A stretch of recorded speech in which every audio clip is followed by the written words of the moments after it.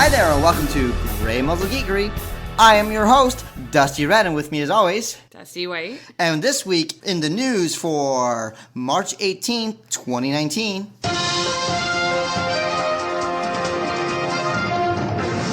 Super Metroid turns 25 on March 19th, though it was originally released in Japan on March 19, 1994.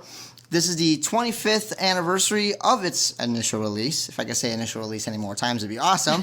It's celebrating such a game that really pushed the genre and cleaned up a lot of what was Metroid and really helped push the whole Metroidvania series. One of my favorites, April 5th, Chilling Adventures of Sabrina Season 2 drops again on Netflix. Looks pretty badass.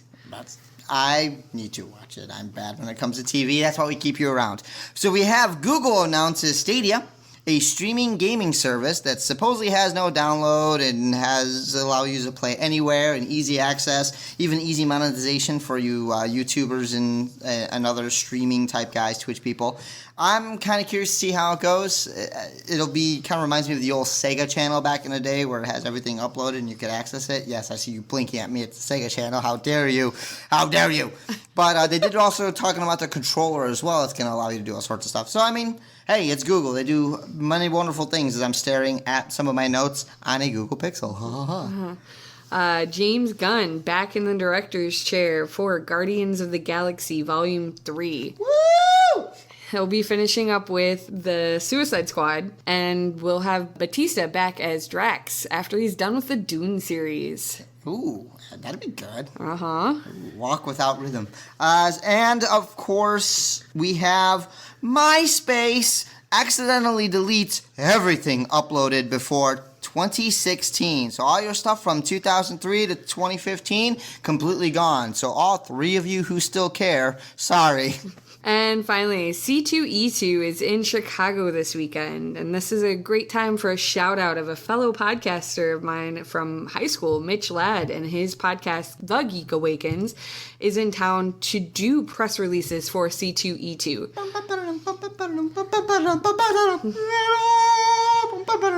Man, that's kind of exciting, and taking a little bit of advice of we should maybe in the future get some press passes ourselves, huh? What do you say?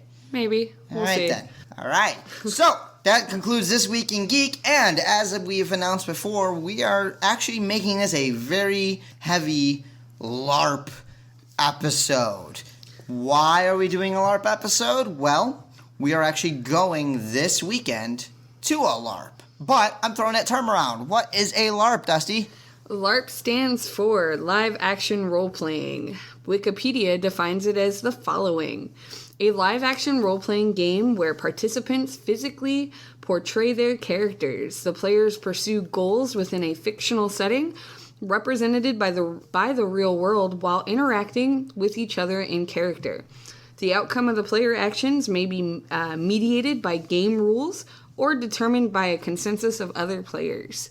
And the short version, because, Wikipedia works for college, but honestly, the short version that we can sit here and talk is, so it's live action role play. If you ever picked up a stick and swung it around like a sword, or if you ever played cops and robbers with your friends and bang bang and you fall over dead, anything, those are all versions of live action gaming. It gets a negative connotation just because it's seen in movies like Role Models, or just seen as just complete geekdom and geekery for what it is, which again I love, but the basis of it is the fact that it is people pretending to be things. The only difference is there's a set of rules to help govern the game. Because we've all at some point went bang, bang, you're dead, and go, you missed, and went, but I shot you, and no, you missed, I'm on home base, and we've had that. I've got siblings. Have you ever played that? My sibling was a little older, so no. He just threw you across the yard? Wrestling style? Right, wrestling, yeah, pretty much.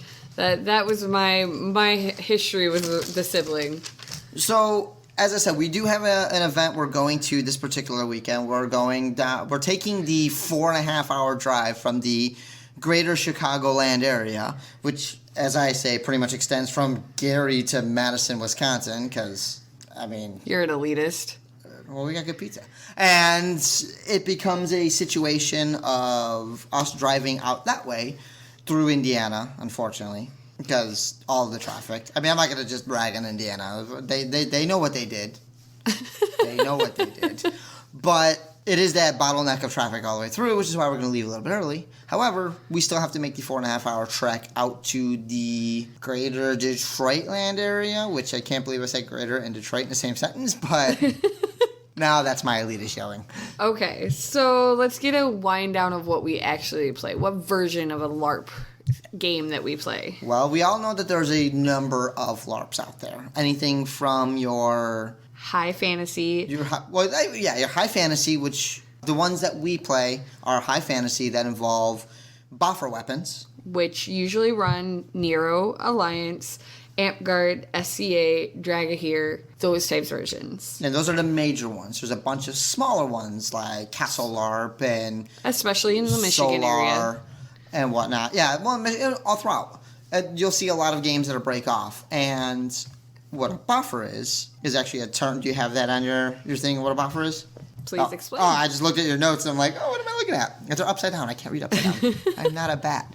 So a boffer weapon is actually a colloquial term used for the sound that the weapon makes. It makes a buff sound. Okay. And that's what originally it's from, is a buff. It hits you. Why is it that? Because it is usually some sort of core. Some places allow wood and I got hit once with a core, the center of the weapon, that was actually made of copper tubing. But generally speaking, it's a core and then foam on the outside covered with a variety of things. Kite tape, cloth, etc. So you have this generally safe, lack of a better term, a safe item that you're allowed to hit other people with.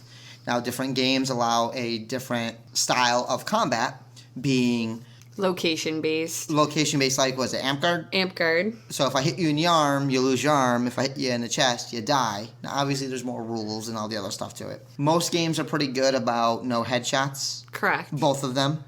Guys, if you know what I mean. Wow. And but as long as if you get hit in the chest, you die. If you get hit in the arm, you lose your arm. If you hit in the leg, you lose your leg. Other games like what we play for Nero and Alliance allow a hit point system, much like Dungeons and Dragons, and you swing a number of damage to verbalize how much damage you're doing. Correct. There's a couple other different types of styles of LARP games. There's post-apocalyptic, which is your dystopian risings, your Nuke Lanta, and your Firefly LARPs. Ooh. You have your modern day, which tend to be your vampires or your white wolf or your werewolf type games. Usually can be played anywhere at any time. That's what they proponent of their playing style. That's one of the major advantages of that. I know there's they're like what I call the gateway LARPs. They are gateway. I mean, again, I know we said it before, but I started White Wolf back in '98. And I was tabletopping, and I've tabletopping for years at this point, but I did not know that you could go out and pretend to be these characters other than in your basement.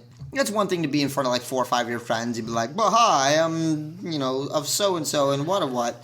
And a lot of it started from, I'm going to punch him. Well, describe how you punch him. Well, I do. And then you stand up with your dungeon master or with your friend, like, no, like this. You get him in a headlock and pretend to punch him or something like that. A lot of that, even that to that minuscule level, is a form of live action role play. It's acting and it's more improv as well. But yeah, so I did play a little bit of White Wolf. Did you ever get into the White Wolf system? Or? I didn't play Vampire until I had already been a veteran LARPer for that point with Nero for maybe 7 or 10 years by that point. Okay. We lived with two roommates that were big vampire players. We went and played. I actually had a bad experience of forgetting that I was on the concrete floor of a campus so and not outside. You faked your death and just went full concrete. Yeah. One of the storytellers told me to pass out, and I forgot I wasn't on, soft ground outside, with leaves and grass, and just decided to bounce my head off of concrete. But you also have your unique LARPs. We actually learned of a different LARP just this past summer for a tango-based LARP, ironically, called Dance Macabre. And then you have your Star Wars LARPs and things like that. Sure. The Dance Macabre, yeah, that interests me just because the primary mechanic is doing the tango.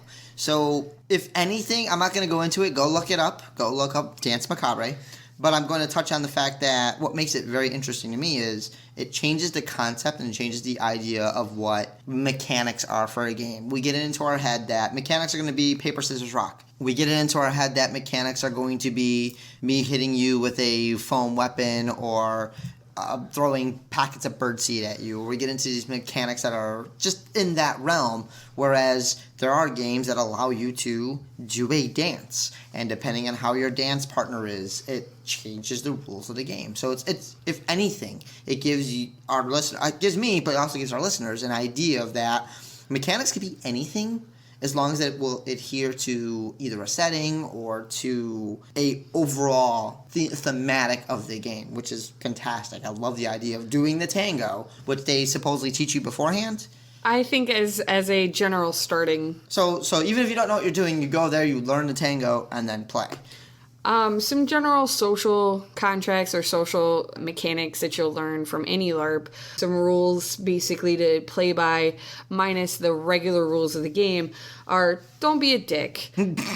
Don't show up. Okay, that's life advice, but in the general theme of most LARPs is show up, be a positive person in the community, show up, don't be a dick. Stay in character. I was going to piggyback on it, don't be a dick. Okay. Piggybacking on that is not only don't be a dick, just step outside yourself. Yeah, be open-minded. Understand that you do not know everything. Even if you're familiar with a game system or familiar with something, just assume that you do not know and go in with the intention to learn and to listen and not to just be heard and to just speak. Like, go and listen. Go and understand. Once you get to that point, then yeah. Stay in character. When you create your character, make sure it fits the character genre. So again, if we're going steampunk game, we're going to a high fantasy, so you got dwarves and elves. You go into vampire or white wolf system, which is modern day. Right. You don't want to go to a modern day game in a full Victorian ball gown, unless you're Malkavian or maybe. But you also don't want to roll into a high fantasy LARP in a leather jacket and Matrix type style character. That certain costuming is required, especially for cargo shorts and cleats. And kind of to piggyback off of Dustin's comment of being open-minded and things like that, is remember it's a collaborative game. Mm-hmm. You're not there to be the hero. You are there to be a hero. But remember that there are other people there that have paid just as much as money, and they're trying to enjoy the game just as much as you are. A lot of these games will have an inherent built-in system, too, of it's really difficult to be a hero on your own. A lot of it does require... Again, if anybody's played an MMO, if anybody's played any kind of games, your party is generally going to have a healer, a mage, a fighter, and even if you go into a system that's going to be modern times, you're still going to have some sort of healer or some sort of tank or some sort of these generic roles or positions. Right. And it makes for an overall game better rather than just dude by himself running through, because at that point you could just go home and play a video game that does that.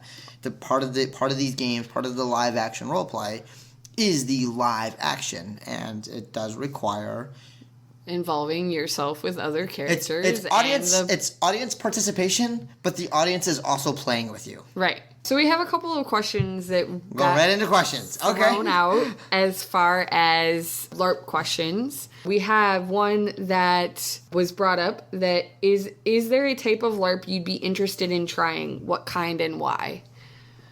I have not played the Dystopian Rising game. I don't want to poo-poo on it. It seems like a really, really cool idea and a really cool game style, but the rules are still I don't want to say in their infancy, but they're still trying to be different from the more established games that are out there. Well, you have the Boffer style game that we play currently that kind of interchanges or intermixes with the Nerf gun style. Right, and I do like the Nerf gun style, but while it looks cool on paper, the concept of policing your brass is a pain in the tail, because you are literally shooting little pieces of foam in a forest preserve or something, which requires you to go and pick up said little pieces of foam. So it becomes difficult to do. Right. It would be cool if it was So that kind of game is something I'd be interested in. I do like because I've been playing a high fantasy-based game for nearly 20 years. So going into a modern setting and going into something that allows me to use those skills I developed with buffer combat and whatnot would be a lot of fun.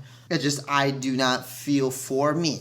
I encourage people to try Dystopia Rising 100%. Try a bunch of different games. But for me, it just does that particular game does not seem my style. The rules do not seem my style, but the concept of it would be a lot of fun and something different to try. Okay. Mine are in a similar vein. I've always wanted to check out some of the Firefly LARPs or something a little bit more post-apocalyptic modern day.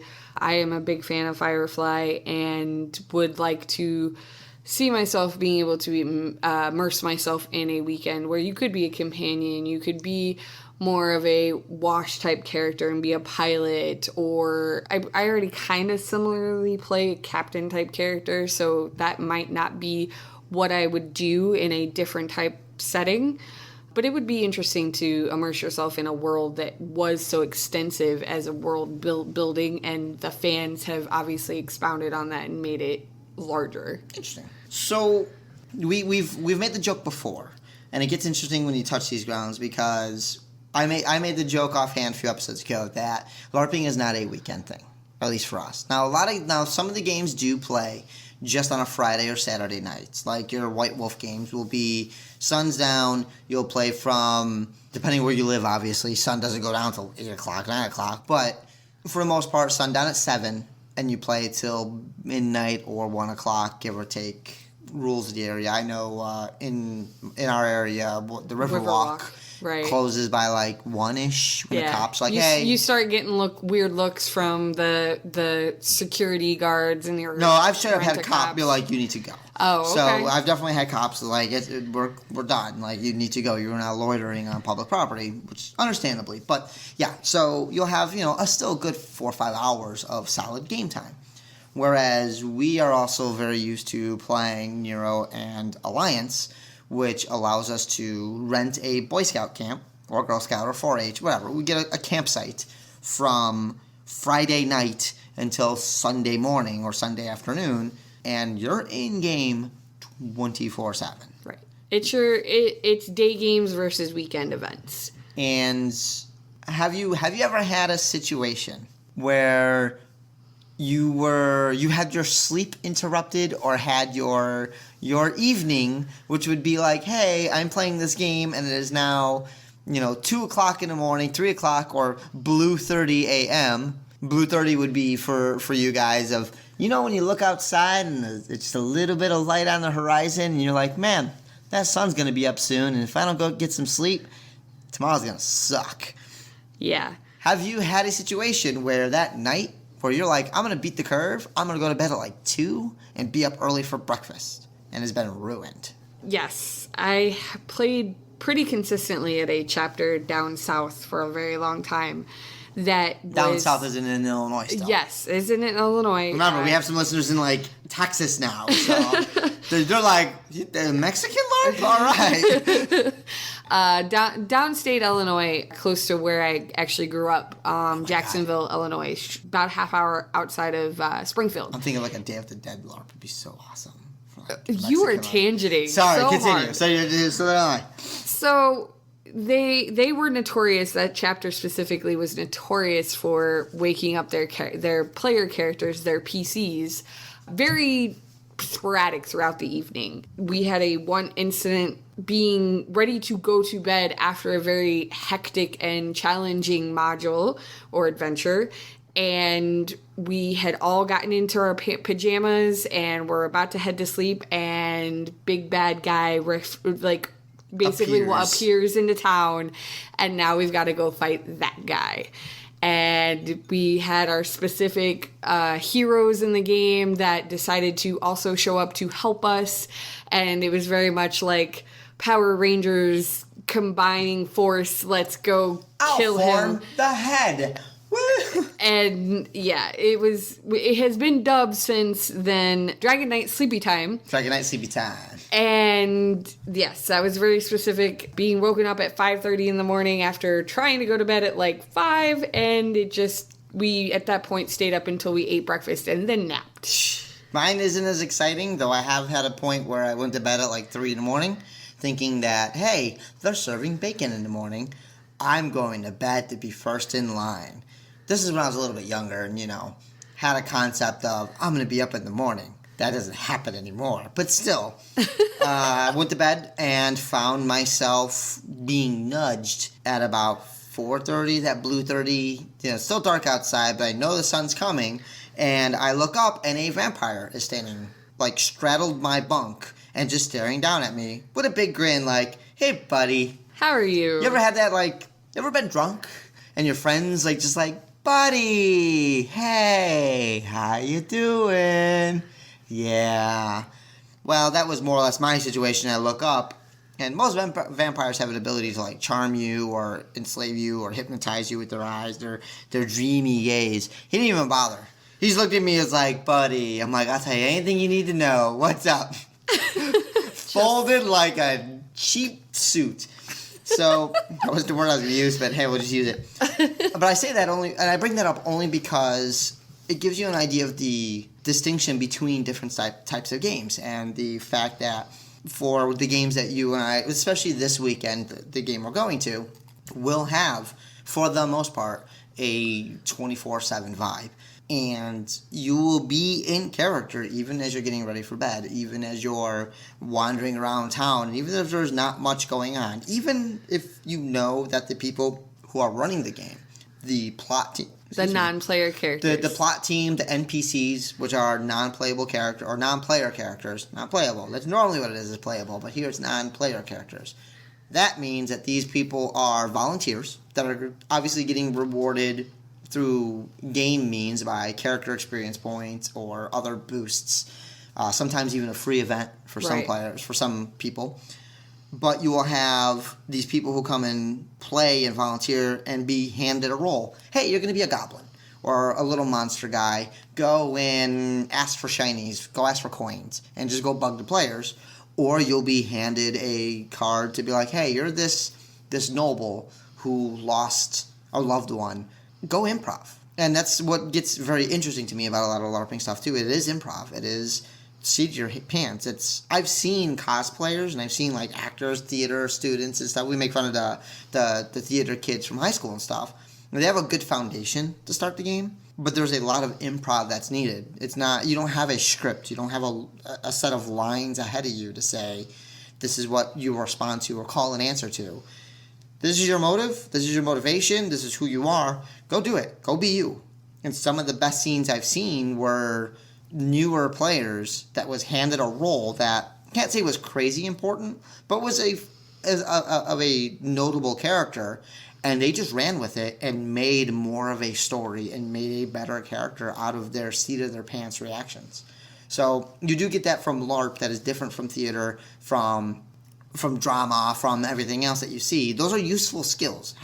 Being able to project your voice, being able to maintain a role and a character is very good. But the ability to improv, to riff on other players, to react spur of the moment, I think is one of the big indicators of a good LARPer, but also a very good life skill, too, that we seem to take for granted sometimes. Charismatic. You're looking for the word charismatic. Sometimes.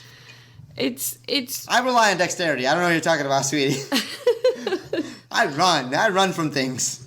Okay, so to kind of go on that vein, what advice or what's the best way to help a first-time person have an awesome event? What are some advice you would give them? Who asked this question? I'm sorry, Joe Garvey. Our friend Joe. Thanks for listening. So what's the best advice we give to a first-timer to have an awesome event? A first-timer to have an awesome event. Generally speaking, a lot of games will have, a lot of good games will have an inherent system that will allow player balance from the get-go. There are some games don't have that balance and will allow high-level characters to continue to get bigger and bigger and bigger, and there's no sense of balance. Good games will have a little bit of a balance or a soft cap or something to to make it seem that everybody's still on an even playing field, even though you have somebody that's been playing for 15, 20 years versus somebody who just walks in fresh. There's still a set of rules and whatnot that plays. So how you guarantee that it'd be a good time is right out the gate is bringing them to a game that takes that into consideration, that makes sure that a new player still have as much of an effect on the game as a veteran. Sometimes even more effects. It's good to have new perspective. It's good to have a new viewpoint. It's good to see somebody, especially who is brand spanking new to LARP, to go, I think that's a little weird. Isn't that a little hinky? Because sometimes we, as veterans, you and me both, will overlook situations or overlook rules or overlook things and go, oh crap, why didn't we think about that before? Why didn't we see that? Right. Another good way to make sure that players have fun is just tell them to relax and let loose. A lot of times you see a lot of players get bogged with the rules. Right. And it sounds silly, and I'm not saying discard the rules. Obviously, you want to... one of the first things you do is give them the rule book and tell them to put it on the back of the toilet, and you read it every time they have to poop. It's honestly how I learned. It sounds silly, but if you take 5 minutes a day to learn one new rule or to learn one new ability, then in time you'll learn a bunch of abilities, and it's can be overwhelming. Absolutely. To be handed a 200-page rule book and go, you need to know this by Friday night. By the way, you're also going to be in the dark, in the woods, potentially alone, with people chasing you. Things chasing you. Yeah, like, have fun. So we get it. It's understandable. But I think the first thing you do is obviously give a player a book and let them learn or become familiar with the rules. Because to me, as soon as you get the rules down, and not even like down pat where you're just like a marshal even, but once you get comfortable enough with the rules, you're then no longer thinking about the rules, and you could immerse yourself into the game. You can put the fact of trying to do the math or trying to remember, so what does this mean? Or when I do paper, scissors, rock, what does this... even playing paper, scissors, rock, there's rules to that game too. Right. We don't think about, paper beats rock, because we know those rules. Right. But imagine somebody never playing paper, scissors, rock comes in and has to think, oh wait, paper beats rock. So as soon as you get rid of things that you have to think about and they become second nature, then it gives you the ability to focus on your character, focus on who you want to play as, and at that point, to me, that is when the game gets fun. You're no longer learning how to play the game. You were just you're just you've coming to now master the style of play. If you're playing a high fantasy game, you're getting into either the noble politics or learning the geography or trying to become a dragon slayer or become a dragon yourself. And if you're playing a post-apocalyptic game, you're going from how does this work and how does this work to being able to become mayor of a town or set up a sheriff system or some sort of food system or whatever else. So once the rules of the game become second nature or the rules become simplified, okay, then you have fun. You really dive into, I could do this. I know what to do. I think personally, my advice would be, even though we wouldn't want a new player to get bogged down with making sure they go and spend a bunch of money or time on a costume. I know for me specifically, I played Nero one event a year and a half before I actually considered myself starting to play the game. And I showed up in a black padded gambeson, basically what you would wear under armor, and some black pants, and had an awful time. It wasn't until I played another year and a half later that I randomly bought a bag, Halloween bag costume called a wench costume that made it so that I could immerse myself in the game. I was in a costume at that point. It wasn't just pants and a shirt. So my biggest suggestion would be for someone who is interested in playing a LARP, get a basic costume together, at least something that allows you to expand your imagination for the weekend, even if it's just a shirt, pants, and even a belt at that point, or something to get it so that you're in period. I'm not gonna lie, I learned how to sew because of LARPing. I did too. I have no, like, I learned basic stuff from my dad, but I never really needed to know how to sew. And then I got into LARPing, and on my 18th birthday, asked for a sewing machine for my birthday. So worst case scenario, hey, you learn a new skill.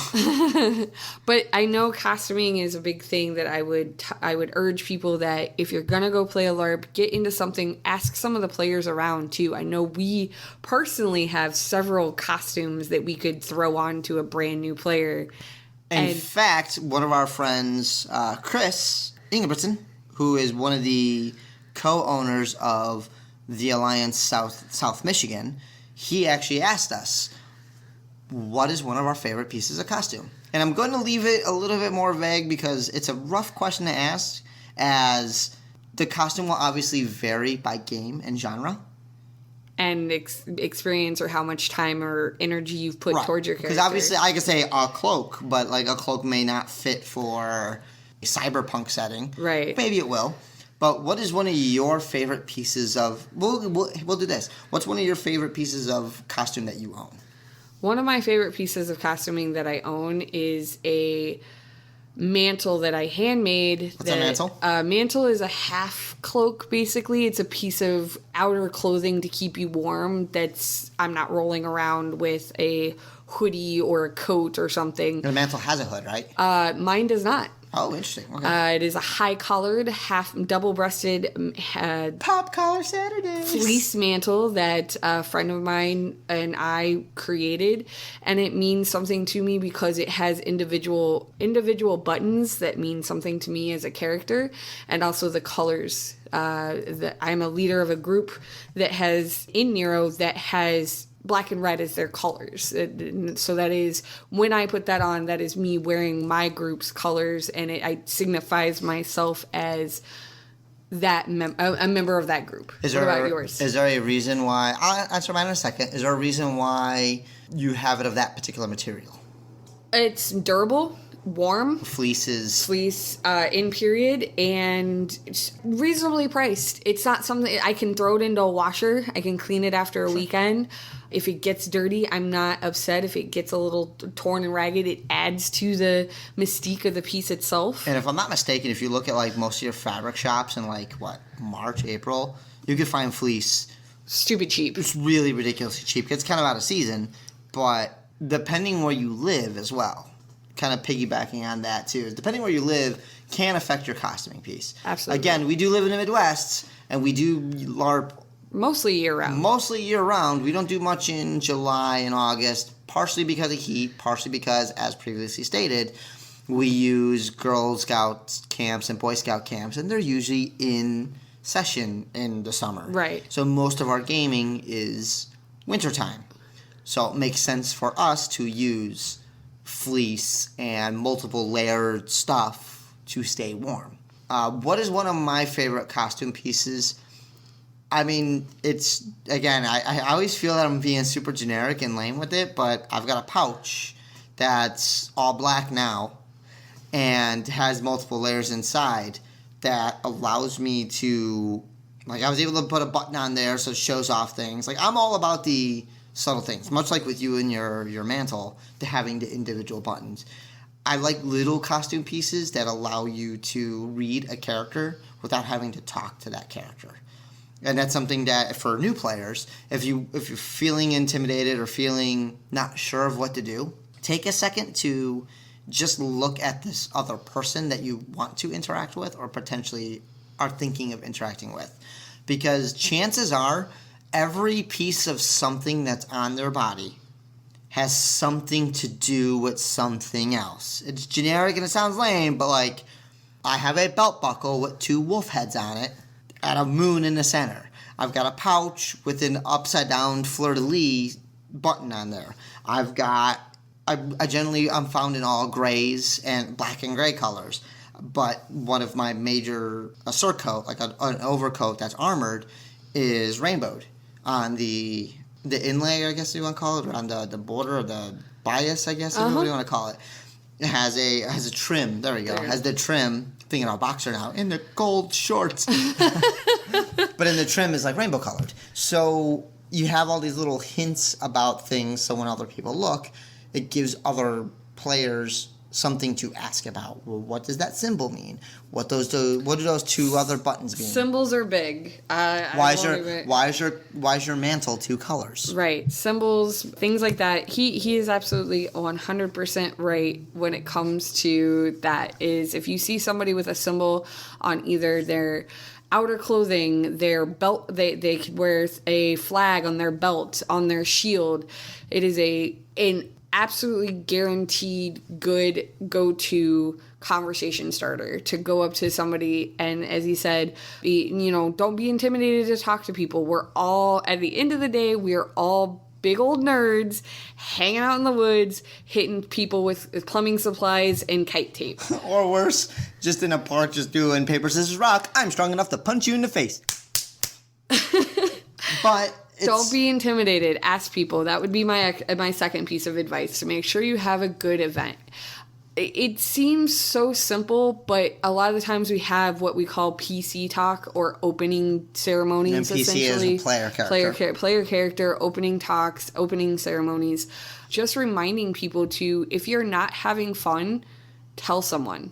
If you feel like you're not getting involved, or this isn't what you expected it to be, feel free to go up to a player and say, hey, I'm not really having fun. 9 times out of 10, that person knows where you've been and has had weekends where they're not having fun, and they can offer suggestions of going, okay, well, what have you done? Like, what have you tried? What's your ultimate goal? Like, there's questions we can all ask as more veteran players that can kind of open up your idea or your expectations. And if nothing else, go up to the group of individuals that are being your plot team, or the people that are running the weekend. And as long as you're, again, don't be a dick, as long as you're going up and saying, hey guys, or, hey, I'm not really having fun, I'm not really feeling this, what's some things I can try to get more involved? And a lot of the times people will be more than happy to interact with you on that level. They may not, their player character or their character that they're playing may not be that helpful, but 9 times out of 10, the people that are there want new players to keep coming. We don't want to play with the same 20 people in the woods for multiple years at a time. We want new blood to, again, bring life to the game. And we want there to be 70 to 80 player events. Those are fun. Those are stupid fun. I agree. I mean, I've played... You make it seem as if, like, there's not a lot of players, though. And there's a big divide in recent times of different styles of games and different mentality. And it kind of ties into a good point of... I guess I could do this caveat. I should have done it at the beginning. I was thinking about it a little bit. What is your experience for LARPing? Like I said, we are specifically Midwest players in the Midwest area. How many different games have you played? As far as like locations? LARPing. How many games? Different game systems have you played? I have played 4. I have played 4 as well, actually. Most of them, I assume, has also been in the Midwest region. Correct. So, and I've played in Texas, I've played in a few other areas, but for the most part, my experience comes from the Midwest. I say this with the caveat of our information, while it may seem localized and to a degree even isolated, there are many things that we could also agree on that transcend the games themselves. As you said, while we are experienced primarily in Euro and now our focus has been Alliance, we also have seen other games in the East Coast and the West Coast and the South, even in the North, have even though it's different games, have similar issues and similar problems when it comes to the game. Game has a tendency of getting fractured because different people have different ideas on how things should be done. Rather than working together, they fracture off. Right. You have issues of, again, with getting bogged down with the rules. It doesn't matter what game system you're playing. If you do not know the rules, it can ruin your weekend. Knowing those rules, or at least an understanding. You don't have to become a master at the rules, but having a basic understanding alleviates that problem across the board, regardless of what you're playing. So I just wanted to make that distinction of, like, we are knowledgeable. We have almost 40 years of of gaming knowledge, Right. of live action gaming knowledge together. However, it may be insulary in the fact that it's primarily Midwest based. We do understand that these situations and this advice that we give to new players and even old players, that it does transcend games and it does transcend locations. I guess the biggest thing is don't wear fleece in freaking Arizona, guys. Like, unless you're in the desert. I don't know. Deserts get kind of cold. But, like, I've played in Texas, and it was 80 degrees at night, and half my costume was useless because I went, holy crap. It's freaking... Well, no, it was hot. Oh. My gear was for winter gear. It was November when I played out there. I played, like, a 5-day in Texas, and it was November, and I'm thinking, I'm from the Midwest. It gets to, like... 30 degrees and possible snow in November, and it was like 85. And I'm like, holy crap, I am ill prepared for this. Never mind the talk that they gave us. They're like, hey, we need to give the Northerners a talk about like the wildlife that could kill you. And I'm like, ha ha ha, that's funny. I'm like, no, this is a rattlesnake. This is a brown recluse. This is a tarantula. Don't touch them. Now, obviously, I'm fine. Nature does exist. If anything, like, not to go on a weird thing, what's the worst, like, injury you might have had? Because I hear a lot of people be like, oh, LARPing is so dangerous, it's so scary out there in the woods and stuff. What's some of the common injuries that you see? Common injury or injuries or worst injury I had? Which one? We got a few minutes. Regale us. Honestly, the worst injury I've ever had at a LARP was I dislocated my knee and rolled my ACL. Ooh. However, it was from literally standing up waiting for check-in. And so the game didn't even start yet? The game hadn't even started yet. I hadn't even gotten my character card yet. And I stood up off of a concrete floor and heard pop, pop, pop as my kneecap dislocated and then relocated it, but happened to roll my ACL. So I spent the weekend, because we went to the emergency room, they tried to straighten out my leg. I told them, die in a fire. And they took x-rays and they were like, yeah, you're going to need physical therapy for 6 months. I said, okay, went back to the LARP, hobbled around, jumped and basically didn't even have crutches on it in the tavern. Fell over a player character later on that weekend, and my leg was fine. Oh. I mean, it's like the dislocated shoulder situation. Yeah. And what's a common injuries that you see? Common injury are bug bites. People are allergic to bug bites and not know. I didn't think about that one. I was going to say, my common injuries I see... I'm going to go back to you on that one. The one I usually see is rolled ankles. Oh, yeah, good. Not well enough shoes. Well, not well enough shoes, but generally speaking, most of the injuries are self-inflicted, as there are people wandering in the woods when it's dark, without light. They stop on something and fall over. True. But now I need to think about it. Bug bite, like mosquitoes, people hitting poison ivy, sunburn. But these are all, and I guess the point that I'm getting across here for any new players who are hesitant to play, most of the injuries are stupid injuries you get yourself if you're not paying attention. Absolutely. Or just, oh, I didn't know I was allergic to that. Whoopsie. Like one of our friends got pretty bad poison ivy, I think it was, or poison oak or something like that. Yeah. And he was like, he swelled up to a, like... rather large size. Yeah, he was twice the size. And we're like, you need some ointment. Which is a fun word to say. Say it with me now. Ointment. You left me hanging there. Ooh. Well, we're going to call this at part 1. That's a good call. I think we're going to do part 2, which may very well be a special cast, as I'm not sure if we're going to do it to or from, but as I said, this weekend we are going to, what's the town actually it's called? Jackson. Michigan. No, going down to Jackson.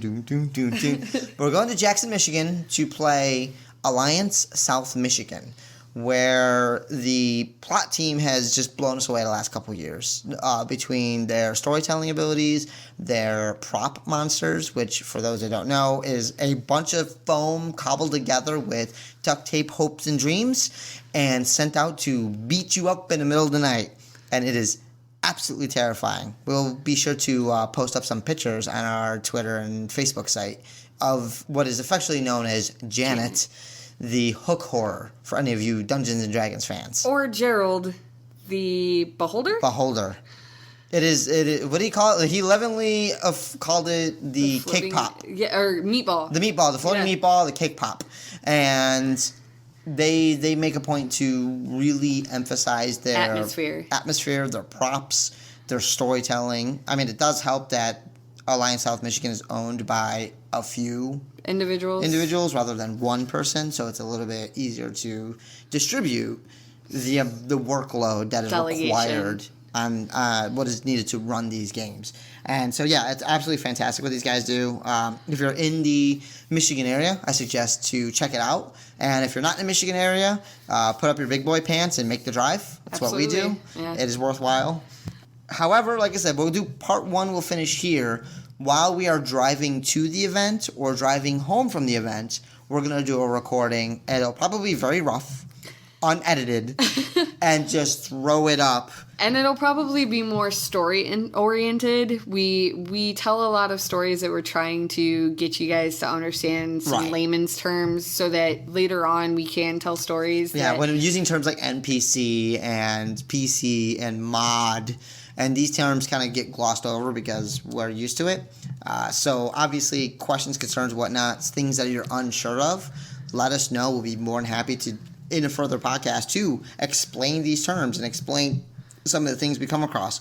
We've also got a bunch more questions that we didn't get to because they do dance that storytelling. Tell us a story. And some of the questions right up, I think I just lost, there we go. Some of it are, and it's something we could get into, are like, how has LARPing affected our mental health? Some of the questions go into why, like LARPing, how does it affect your everyday life, your friendships, your relationships?